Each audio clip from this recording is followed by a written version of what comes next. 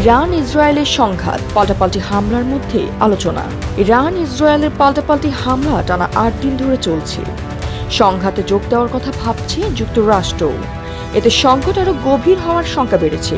এমন পরিস্থিতিতে সংঘাত বন্ধে কূটনৈতিক তৎপরতা চালাচ্ছে বিভিন্ন দেশ। এরই অংশ হিসেবে জেনেভায় ইরানের সঙ্গে বৈঠক করেছেন ইউরোপের বিভিন্ন দেশের পররাষ্ট্রমন্ত্রীরা। চলমান পরিস্থিতি নিয়ে জরুরি বৈঠক করেছে জাতিসংঘের নিরাপত্তা পরিষদ। তেল আবিবে বিস্ফোরণের শব্দ। ইসরায়েলি সেনাবাহিনী জানিয়েছে, ইরান থেকে ছোড়া ক্ষেপণাস্ত্র শনাক্ত হওয়ার পর দেশজুড়ে সতর্কতার সংকেত চালু করা হয়েছে। এই মুহূর্তে সেনাবাহিনী হুমকি মোকাবেলায় প্রয়োজনীয় স্থানে বাধা দেওয়া ও আঘাত হানার কাজ করছে। বার্তা সংস্থা রয়টার্স জানিয়েছে, ইসরায়েলের তেল আবিব শহরের আকাশে বিস্ফোরণের শব্দ শোনা যাচ্ছে।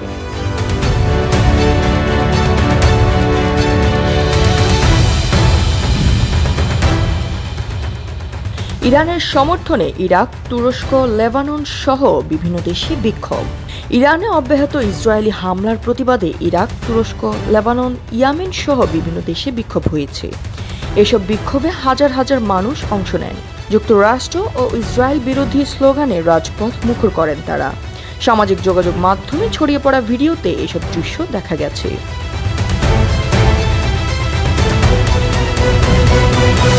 ইরানের ভূগর্ভস্থ পরমাণু কেন্দ্র ধ্বংসের ক্ষমতা ইসরায়েলের নেই। ট্রাম্প। ইরানের ভূগর্ভস্থ পরমাণু কেন্দ্র ধ্বংসের ক্ষমতা ইসরায়েলের নেই বলে মন্তব্য করেছেন যুক্তরাষ্ট্রের প্রেসিডেন্ট ডোনাল্ড ট্রাম্প।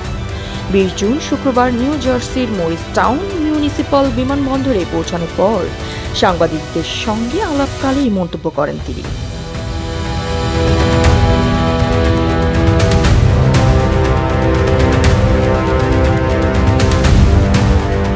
দ্রুতই দেশে ফিরবেন তারেক রহমান, আমির খসরু। শুক্রবার ২০ জুন বাদাসর কাটাবনের একটি মসজিদে গণফোরাম সভাপতি প্রয়াত মোস্তফা মহসিন মন্টুর মিলাদ মাহফিলে অংশ নেন আমির খসরু। এ সময় তারেক রহমান কবে দেশে ফিরবেন এই প্রশ্নের উত্তরে তিনি বলেন, বিএনপি সহ দেশের সকল মানুষ তারেক রহমানের জন্য উন্মুখ হয়ে অপেক্ষা করছে। খুব শিগগিরই তিনি দেশে ফিরবেন, আর তার দেশে ফেরা নিয়ে প্রস্তুতিও চলছে বলে জানান তিনি। প্রাক মৌসুম জরিপের ফলে দেখা গেছে, ঢাকা উত্তর সিটি কর্পোরেশনের ৬টি ওয়ার্ড ডেঙ্গুর উচ্চ ঝুঁকিতে রয়েছে। এই ৬টি ওয়ার্ডে ডেঙ্গুর বাহক এডিস মশার ব্রুটো ইন্ডেক্স ২০-এর বেশি। এছাড়া ৭টি ওয়ার্ডে মাধ্যম পর্যায়ের ঝুঁকি রয়েছে। এই ওয়ার্ডগুলোতে ব্রুটো ইন্ডেক্স ১০-এর বেশি। এছাড়া ১৯টি ওয়ার্ড নিম্ন ঝুঁকিতে এবং ৮টি ওয়ার্ডে ব্রুটো ইন্ডেক্স ০-এর কোটায় রয়েছে।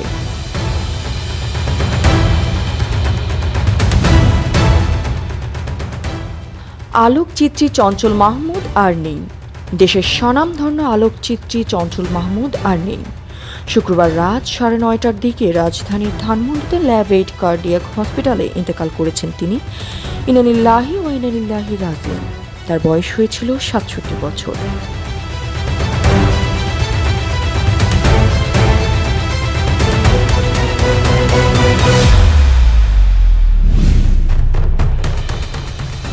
সমকালের খুলনা ব্যুরো প্রধান মামুন রেজা আর নেই। শুক্রবার ২০ জুন ৯:৩০টার দিকে নিজ বাসায় হঠাৎ বুকে ব্যথায় অসুস্থ হয়ে পড়েন তিনি। এরপর তাকে খুলনার একটি বেসরকারি হাসপাতালে নেওয়া হলে চিকিৎসক মৃত ঘোষণা করেন। তার বয়স হয়েছিল ৪৫ বছর।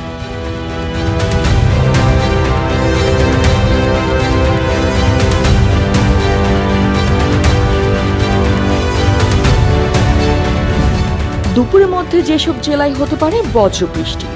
দেশের ১০ জেলার উপর দিয়ে সর্বোচ্চ ৬০ কিলোমিটার বেগের ঝড় ও বজ্রবৃষ্টি হতে পারে বলে জানিয়েছেন আবহাওয়া অধিদপ্তর।